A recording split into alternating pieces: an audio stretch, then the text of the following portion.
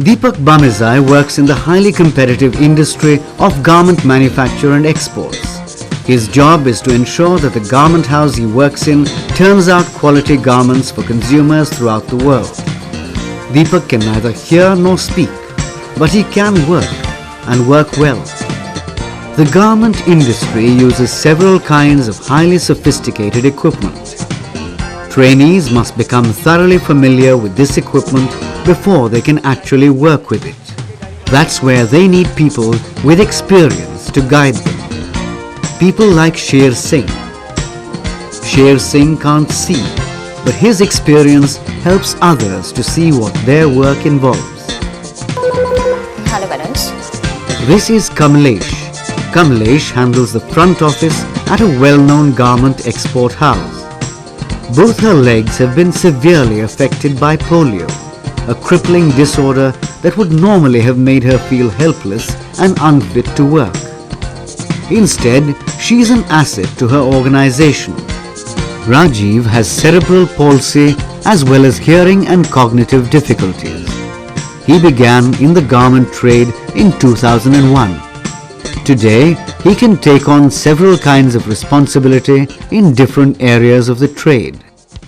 As the success stories multiply, industry is beginning to see the light, to hear the message, to understand the potential, and to take the right steps. It's been very, very successful. I have particularly employed them in quality control, and I feel that they do an exceptionally good job over there because they go into details which even I would ignore. You know, they have a very sharp eye, and so I think the definition that they are differently able is really very, very true. At Radnik, we don't make any distinction between amongst our employees. If someone lacks a certain ability, he needs to understand that at the end of the day, they all need to work together in a team.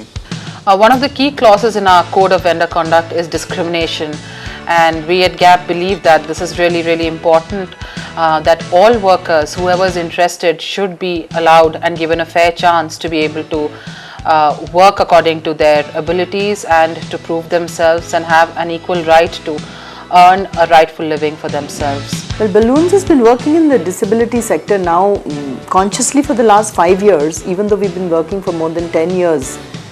And of late, we are really trying to reach out to all the exporters because we feel that there is a vast avenue of jobs that can be created with the exporters itself.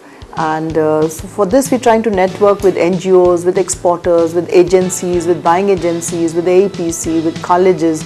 We're trying every other way to reach out to them. We even have set up training centers, 2 training centers in other parts of Delhi so that we can train people and then rehabilitate them with exporters. The idea is to reach out for as many jobs as we can because there is a vast potential over there. The media is playing an important role in highlighting these recent initiatives. Unlike other employers, Rashmi Paliwal has never made the mistake of presuming that the disabled, particularly the mentally disabled, just cannot work.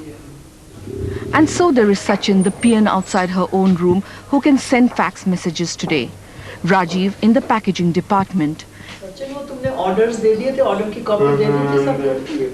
Sachin and Rajiv, both mentally disabled, are among 50 disabled employees and trainees in her garment export firm. In a workforce of 300, this company has 50 persons with different disabilities, all trained to be a part of the garment industry. And it has shown that this need not be costly philanthropy when skills and abilities are matched with the task and when fair decisions are taken regarding payment. Shruta Pade, Star News. The crucial exercise in all this is the concept of a task ability matrix. That's where Professor Rajesh Bheda came in. The task ability matrix developed at NIFT looks at abilities like seeing, reading and writing, hand, foot and eye coordination, hand and foot coordination, and linking them to various job requirements. This opens up tremendous potential for employment opportunities.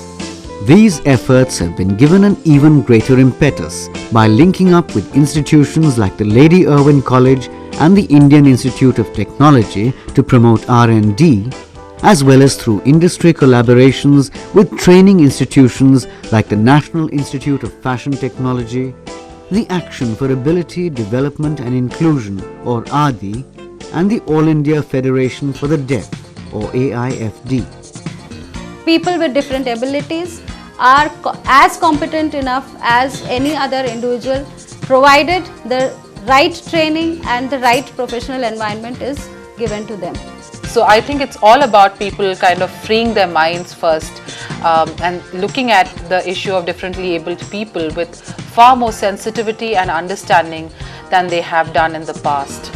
Our estimates show between the year 2000 and 2005, there will be 9 lakh additional jobs in garment industry. If 3% of these jobs can be catered to persons with disabilities, that creates an employment potential of 30,000 jobs in garment industry.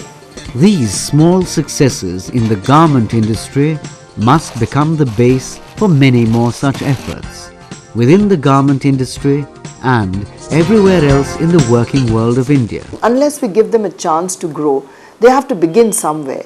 But if we just simply discard that, okay, they are mentally challenged and they are incapable of doing anything, that's not really very fair on them. We have to try and give them an opportunity. A beginning has been made.